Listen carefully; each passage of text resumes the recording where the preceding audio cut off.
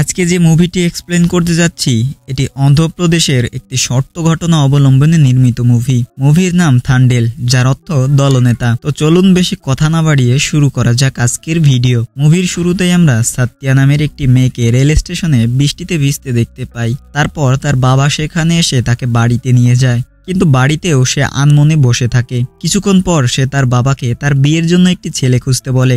এই কথা শুনে তার বাবা খুবই অবাক হয়ে যায়। অবাক হওয়াটাই স্বাভাবিক, কারণ সাত্যা রাজুকে খুব ভালোবাসতো। তারা একে অপরকে ছাড়া থাকতেই পারতো না। আর সাত্যা রাজুকে বিয়ে করতে চেয়েছিল। তার বাবা বুঝতে পারে কিছু তো একটা ঘটনা ঘটেছে। সাত্যার বাবা তাকে তাড়াহুড়ো করে সিদ্ধান্ত নিতে না বলে এবং বোঝানোর চেষ্টা করে, কিন্তু সাত্যা বলে সে আর রাজুকে ভালোবাসে না। এরপর সাত্যার বাবা তার বিয়ের জন্য একটি ছেলে খুঁজে বের করে। ছেলে ব্যাংকে কাজ করে। ছেলেটি সাত্যাকে দেখা মাত্রই পছন্দ করে ফেলে, কিন্তু তার মনে হচ্ছিল যে সাত্যা তাকে পছন্দ করবে কিনা।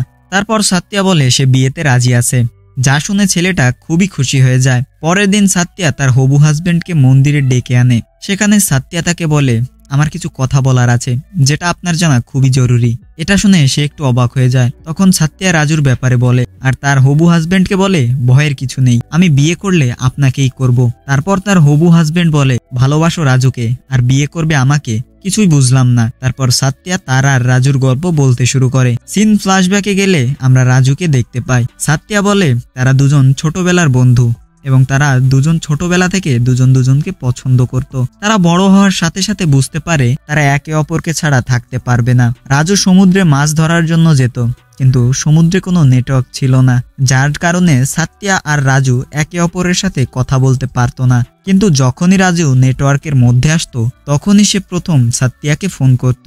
এভাবে 9 মাস একে অপরের জন্য অপেক্ষা করে কেটে যেত। রাজুর ফিরে আসার দিন সাত্যা খুব খুশি থাকতো। রাজু ফিরে আসার সাথে সাথে সাত্যার সাথে দেখা করে এবং সাত্যাও রাজুর সাথে দেখা করে খুশি হয়ে যায়। সিন চেঞ্জ হলে আমরা দেখতে পাই সাত্যা পাড়ার একটি জন্মদিনের পার্টিতে যায়, যেখানে তার দিদি তার স্বামীর উপর খুব রেগেছিল, কারণ তার স্বামী 9 মাস ধরে সমুদ্রে থাকে এবং তাকে একা সবকিছু সামলাতে হয়। তার সাথে কথাও বলতে পারে না সে ঠিকমতো, তার মেয়ের সাথেও সময় কাটাতে পারে না, যার কারণে সে খুব রেগে আছে। কিন্তু সাত্যা তার দিদিকে বলে সে 9 মাস ধরে সমুদ্রে থাকে আর বাকি 3 মাস তো বাড়িতে থাকে, অন্তত এই 3 মাস আনন্দে কাটিয়ে দাও। তখন তার দিদি বলে, তুমি যখন রাজুকে বিয়ে করবে তখন বুঝতে পারবে একা থাকার অনুভূতি কেমন। এই কথা শুনে সাত্যা কিছু একটা ভেবে রাজুর দিকে তাকিয়ে থাকে। সাত্যা আর রাজু রাতে একসাথে গল্প করতে করতে রাত কাটিয়ে দেয়। সাত্যা সকালে ঘুম থেকে উঠে দেখে রাজু তার পাশে নেই। রাজু আবার চলে গেছে সমুদ্রে মাছ ধরার জন্য।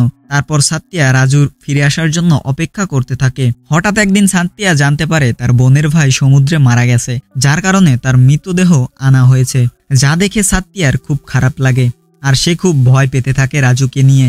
এমনকি সে কল্পনাও করতে থাকে রাজুর যদি কিছু একটা হয়ে যায়। এসব সে আনমনে ভাবতে থাকে। তার বাবা দেখে সাত্যা আনমনে বসে কিছু ভাবছে। তাকে এর কারণ জিজ্ঞেস করলে সাত্যা বলে, বাবা, এখানকার সব পুরুষ সমুদ্রে মাছ ধরতে যায়, কিন্তু তুমি কেন যাও না? তারপর তার বাবা বলে, আমিও মাছ ধরতে খুব পছন্দ করতাম, আমিও আগে এই কাজ করতাম, কিন্তু একবার যখন মাছ ধরে বাড়ি ফিরে এসে তোর মাকে খুঁজতে থাকি, আমাদের প্রতিবেশী বলে তোর মা অনেক আগেই মারা গেছে। তোর মাকে আমি শেষবারের মতো দেখতে পারিনি, এমনকি তোর মায়ের কবরটাও খুঁজে পাইনি। যখন আমি তোকে দেখতে পেলাম তখন তুই তোর দাইমার কোলে ঘুমাচ্ছিলি। তখন আমি ভাবি যদি সমুদ্রে মাছ ধরতে না যেতাম তাহলে কতই সুন্দর না হতো আমাদের পরিবার। এরপর তোর মুখের দিকে তাকিয়ে আমি আর সমুদ্রে যাইনি, আমি এখানেই থেকেই মাছ ধরার জাল তৈরি করা শুরু করি। যা শুনে সাত্যা তার বাবাকে জিজ্ঞেস করে, রাজুও সমুদ্রে মাছ ধরতে যায়, তাহলে কেন তুমি আমাকে রাজুর কাছে যেতে দাও? সাত্যার বাবা বলে, তুই কাকে বিয়ে করবি সেটা তোর একান্ত ব্যক্তিগত সিদ্ধান্ত। আমি শুধু প্রার্থনা করি রাজুর ভাগ্য যেন আমার মতো না হয় এবং তোর ভাগ্য যেন রাজুর মায়ের মতো না হয়। এখানে আমরা জানতে পারি রাজুর বাবাও একইভাবে সমুদ্রে মাছ ধরতে গিয়ে মারা গিয়েছিলেন। আসলে রাজুর বাবা ছিলেন দলনেতা বা থান্ডেল। সে কাউকে ভয় পেত না, এমনকি তার লোকেদের জন্য নিজের জীবন দিতে দ্বিধা করত না। রাজুর মধ্যে তার বাবার গুণাবলী ছিল, যার ফলে সেও দলনেতা হয়ে যায়। দৃশ্য পরিবর্তন হলে আমরা সাত্যাকে দেখতে পাই। সে খুব ভয়ে ভয়ে দিন পার করছিল এবং কেবল রাজুর ফিরে আসার জন্য অপেক্ষা করছিল। সাত্যার জন্য প্রতিদিন কাটানো যেন কঠিন হয়ে পড়ে। সে কেবল প্রার্থনা করছিল যে রাজু যেন নিরাপদে থাকে। তারপর রাজু তাকে ফোন করে বলে, আমি শীঘ্রই ফিরে আসছি। এবার রাজু ফিরতে 6 দিন দেরি করে। এরপর রাজু যখন ফিরে আসে তখন সাত্যা তাকে কিছু বলে না, মন খারাপ করে বসে থাকে। আর ভাবতে থাকে সে কিভাবে রাজুকে বলবে সে যেন আর সমুদ্রে না যায়। অবশেষে সাত্যা রাজুকে সমুদ্রে মাছ ধরতে না যেতে বলেই ফেলে। সাত্যা বলে, আমরা যদি একসাথেই থাকি তাহলে কতই না সুন্দর সময় কাটাতে পারবো। তুমি যেমন সমুদ্রের রাজা, ঠিক তেমনই এখানেও কোনো না কোনোভাবে কাজ করতে পারবে, এখানেও ভালো কিছু করতে পারবে। এইসব বলে সাত্যা নিজে নিজেই খুশি হয়ে ঘুমিয়ে পড়ে। এরপর রাজুর বন্ধু রাজুকে ফোন করে বলে, আমাদের আগামীকাল সকালেই যেতে হবে, সব প্রস্তুতি নিয়ে নাও। পরের দিন সকালে সাত্যা ঘুম থেকে উঠলে দেখে রাজু তার পাশে নেই। রাজু সমুদ্রে যাওয়ার জন্য বেরিয়ে গেছে। এটা জেনে সাত্যা রাজুকে থামাতে রেল স্টেশনে আসে এবং রাজুকে অনুরোধ করে সে যেন না যায়। এবার সাত্যার মোটেও ভালো লাগে না রাজুর সমুদ্রে যাওয়ায়, কিন্তু রাজু বলে এতগুলো মানুষ তার ভরসায় আছে, তাকে যেতেই হবে। কিন্তু সাত্যা বলে, এত কিছু আমি বুঝি না, হয় এখানে আমার সাথে থাকবে, নয়তো দলনেতা হয়ে ওদের সাথে চলে যাবে।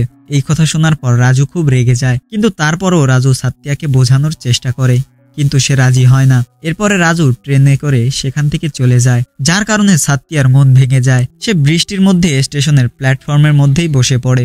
এরপর সাত্যার বাবা সেখানে এসে তাকে বাড়িতে নিয়ে যায়, যেটা আমরা মুভির শুরুতেই দেখেছিলাম। সিন শিফট হয়ে বর্তমানে আসলে সাত্যা তার হবু হাজবেন্ডকে তার গল্প বলছিল। সাত্যা তার হবু হাজবেন্ডকে বলে সে আর রাজুকে ভালোবাসে না, কিন্তু বিয়ের আগে সে রাজুকে 3টি কথা বলতে চায়। প্রথম কথা ছিল সে আর রাজুকে ভালোবাসে না। দ্বিতীয় কথাটি ছিল সে তার সাথে বিশ্বাসঘাতকতা করেনি। তৃতীয় কথাটি ছিল সাত্যার জীবনে তার আর কোনো জায়গা নেই। এই কথা শুনে সাত্যার হবু হাজবেন্ড তাকে আবারও ভাবতে বলে, কিন্তু সাত্যা বলে সে রাজুকে অনেক ভালোবাসতো, কিন্তু তার এই ভালোবাসা তার সাহস নয়, বরং দিনে দিনে ভয়ে পরিণত হয়ে যাচ্ছে এবং সে চিরকাল এই ভয় নিয়ে বাঁচতে পারবে না। এই কথা শুনে তার হবু হাজবেন্ড তাকে বলে যখন রাজু ফিরে আসবে এবং সাত্যা তাকে সবকিছু বলবে তখনই তারা দুজন বিয়ে করবে। এই কথা শুনে সাত্যা শান্ত হয়ে যায়। পরের সিনে আমরা দেখতে পাই রাজুর বাড়িতে পোস্টম্যান একটি চিঠি দিয়ে যায়। রাজুর মা চিঠিটি সাত্যার কাছে নিয়ে যায়। তারপর তারা জানতে পারে রাজু যখন তার সঙ্গীদের সাথে মাছ ধরছিল তখন সমুদ্রে একটি বিশাল ঝড় আসে, যার কারণে তাদের জাহাজ নিয়ন্ত্রণ হারিয়ে ফেলে। তারা কোনো রকমে নিজেদের জীবন বাঁচিয়ে নেয়, কিন্তু ততক্ষণে তারা পাকিস্তানের জলসীমায় চলে গিয়েছিল, যার কারণে পাকিস্তানি নৌবাহিনী তাদের ধরে ফেলে। তারপর তারা রাজুদের চেক করে আসলেই তারা জেলে নাকি সন্ত্রাসী। এরপর তাদের বিরুদ্ধে ব্যবস্থা নেওয়া হয়। এটা পড়ার পর গ্রামের সবাই চিন্তিত হয়ে পড়ে এবং ভাবতে শুরু করে কিভাবে তাদের বাড়িতে ফিরিয়ে আনবে। অপরদিকে আমরা রাজু এবং তার বন্ধুদের দেখতে পাই যারা পাকিস্তানের কারাগারে ছিল এবং বাকি কয়েদিরা তাদের অপমান করেই যাচ্ছিল। এদিকে ভারত সরকার ও রাজুদের ফিরিয়ে আনার চেষ্টা করছিল, কিন্তু এই প্রক্রিয়াটি অনেক সময় লাগছিল। এদিকে তাদের পরিবারের অবস্থা খারাপ হতে থাকে, কারণ বাড়িতে উপার্জন করার মতো কেউ ছিল না, যার ফলে বাড়ির জন্য রেশন কেনার মতো টাকাও ছিল না। তখন এসব দেখে সাত্যার মনে পড়ে রাজু সবসময় বলতো যে তাদের বস তাদের পুরো বেতন দিত না, কিছুটা রেখে দিত। এই কথা মনে পড়ার সাথে সাথে সাত্যা গুজরাটে চলে যায় তাদের বসের কাছে। তাদের বসকে বলে গ্রামের 22 জন লোক পাকিস্তানের একটি জেলে আছে, যার কারণে তাদের পরিবারের অবস্থা খুবই খারাপ, তাই সে তাদের যা বেতন জমা আছে সেটি ফেরত চায়। কিন্তু তাদের বস সাত্যাকে অপমান করে রুম থেকে বের করে দেয়। এরপর সাত্যা সেখানেই প্রতিবাদ শুরু করে, আর সেখানকার অন্য সব জেলেও তার সাথে যোগদান করে, কারণ আজ সাত্যার গ্রামবাসীদের সাথে যা ঘটেছে তা আগামীকাল তাদের সাথেও ঘটতে পারে।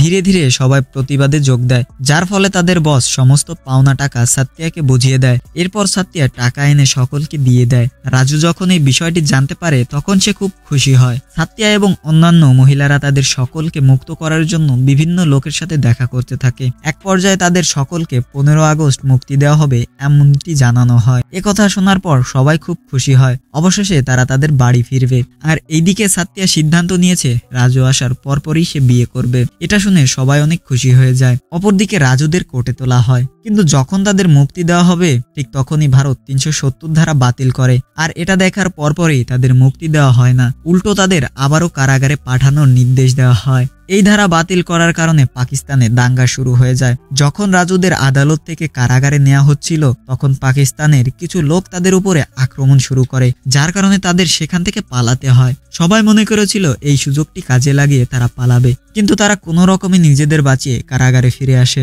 পুলিশ অফিসার এটা দেখে হতবাক হয়ে যায়। পুলিশ অফিসার রাজুকে বলে, আমরা ভেবেছিলাম তোমরা পালিয়ে যাবে। তখন রাজু বলে, আমরা এমন মানুষ না যে পালিয়ে যাব, তবে এখন আমাদের সাথে আমাদের ভাগ্য খেলছে। পরের সিনে আমরা দেখতে পাই সাত্যা সিএম এর পিএস কে ফোন দিয়ে বলে ম্যাডামকে দিতে। পিএস জানায় ম্যাডাম আর নেই। এরপর দিন সাত্যা তার এলাকার মন্ত্রীকে ফোন দিলে তিনি বলে এই মুহূর্তে শুধুমাত্র একজনই তোমাকে সাহায্য করতে পারে, আর সেটা ম্যাডামের মেয়ে, অর্থাৎ সিএম এর মেয়ে। তুমি যত তাড়াতাড়ি সম্ভব দিল্লি চলে যাও। তারপর সাত্যা তার দিদি আর হবু হাজবেন্ডকে নিয়ে দিল্লিতে চলে আসে। সেখানে তারা সিএম এর মেয়ের সাথে দেখা করার চেষ্টা করে, কিন্তু তার সাথে দেখা করা কি এতই সহজ? সাত্যা অনেকভাবে চেষ্টা করে কিন্তু কিছুই করতে পারছিল না। এক পর্যায়ে সে বিয়ের কোণের মতো প্রস্তুত হয়ে গেটের বাহিরে অপেক্ষা করতে শুরু করে। সিএম এর মেয়ে তাকে দেখার পর তাকে অফিসের ভিতরে ডাকে, যেখানে সাত্যা সিএম এর মেয়েকে বলে যদি সে চায় তাহলে সে দ্রুত সময়ে সেই লোকদের ছাড়িয়ে আনতে পারে, কিন্তু তিনি সাত্যাকে শুধু আশার বাণী দিয়ে যাচ্ছিলেন। তারপর সাত্যার চোখ সিএম এর ছবির উপরে পড়ে এবং সে বলে যে তার মা অনেক চেষ্টা করেছিলেন, সবাই ছাড়াও পেয়েছিল, কিন্তু পরে তাদের আবার আটকে রাখা হয়। আপনার মা সবার কষ্ট বুঝতেন, কিন্তু আপনি তার মেয়ে হয়েও বুঝতে পারছেন না। আপনার মায়ের এটাই ছিল শেষ ইচ্ছা। এই কথা শুনে সেও আবেগপ্রবণ হয়ে পড়ে এবং সাত্যাকে বলে 3 দিন পর তো তোমার বিয়ের আগেই তারা ফিরে আসবে।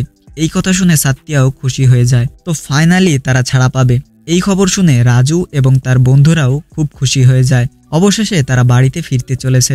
আসলে রাজুর বন্ধুরা জানতে পেরেছিল যে সাত্যা অন্য কাউকে বিয়ে করতে চলেছে, কিন্তু তারা এই বিষয়ে রাজুকে কিছুই জানায়নি, কারণ রাজু যদি এটা জানতে পারে তাহলে তার মন ভেঙে যাবে। এরপর আমরা দেখতে পাই রাজু তার সমস্ত লোক নিয়ে সীমান্ত অতিক্রম করতে শুরু করে। তারা মোট 22 জন ছিল, কিন্তু সেখানে কেবল 21 জনের নাম ছিল। আসলে তাদের মধ্যে একজনের কোনো পরিচয়পত্র ছিল না, যার কারণে প্রমাণ করা যায়নি সে একজন ভারতীয় নাগরিক, আর এর ফলে তাকে সীমান্ত অতিক্রম করতে দেওয়া হয় না। এটা দেখে রাজু বলে সে তার বন্ধুকে ছাড়া যাবে না। এখন এসব দেখে রাজুর কাকা তাকে বলে তোর যাওয়া খুব জরুরি। তখন রাজু বলে আমি আমার বন্ধুকে নিয়েই যাব। তখন তার কাকা বলে সাত্যা অন্য কাউকে বিয়ে করতে চলেছে, যা শুনে রাজু তার কথা বিশ্বাস করে না। কিন্তু রাজুর কাকা যখন সাত্যার বিয়ের কার্ড দেখায়, রাজু তখন বুঝতে পারে সাত্যা ঠিকই অন্য কাউকে বিয়ে করতে চলেছে। এরপর রাজু সিদ্ধান্ত নেয় সে তার ভালোবাসাকে তো হারিয়েছে, কিন্তু বন্ধুকে হারাবে না। এরপর সে বলে সে তার বন্ধুকে না নিয়ে বাড়ি ফিরবে না। তারপর পাকিস্তানি অফিসাররা ভারতীয় দূতাবাসকে দ্রুত কিছু করতে বলে। ততক্ষণে বাকিরাও রাজুর সাথে বসে পড়েছিল। তারপর ভারতীয় দূতাবাস সমস্ত কাগজপত্র নতুন করে চেক করে পাঠিয়ে দেয় সীমান্তে। অফিসিয়াল ভাবে প্রমাণ পাওয়ার পর পাকিস্তানের সীমান্ত খুলে দেওয়া হয়। রাজু সবাইকে নিয়ে গ্রামে চলে আসে, কিন্তু সাত্যার মুখোমুখি হওয়ার সাহস তার হয় না। সাত্যা সিদ্ধান্ত নিয়েছিল সে রাজুর সাথে কথা বলবে না এবং সে তাকে ভালোবাসে না, কিন্তু সে আজও রাজুকে খুব ভালোবাসে। সাত্যার হবু হাজবেন্ড এটা বুঝতে পারে সাত্যা রাজুকে ছাড়া ভালো থাকবে না, তাই সে সাত্যাকে বলে তুমি যদি রাজুর সাথে থাকো তাহলে তুমি বেশি খুশি থাকবে। এটা শুনে সাত্যা রাজুর কাছে চলে যায়। সাত্যাকে দেখে রাজু বুঝতে পারে সে এখনো তাকে খুব ভালোবাসে। এরপর তারা সকল মান অভিমান দূরে ঠেলে দিয়ে এক হয়ে যায়। আর এইরকম একটা সুন্দর মুহূর্ত দেখিয়ে মুভিটি এখানেই শেষ হয়ে যায়। এরপর আমাদের সেই সব মানুষদের ছবি এবং চিঠি দেখানো হয় যাদের সাথে এই ঘটনাটি ঘটেছিল। তো আজকের ভিডিওটা কেমন লাগলো জানাতে ভুলবেন না। আর আজকের মতো এই পর্যন্তই, দেখা হবে নতুন কোনো এক ভিডিওতে। ততক্ষণের জন্য সবাই ভালো থাকবেন, সুস্থ থাকবেন, আর চ্যানেলে নতুন হয়ে থাকলে সাবস্ক্রাইব করে দিবেন।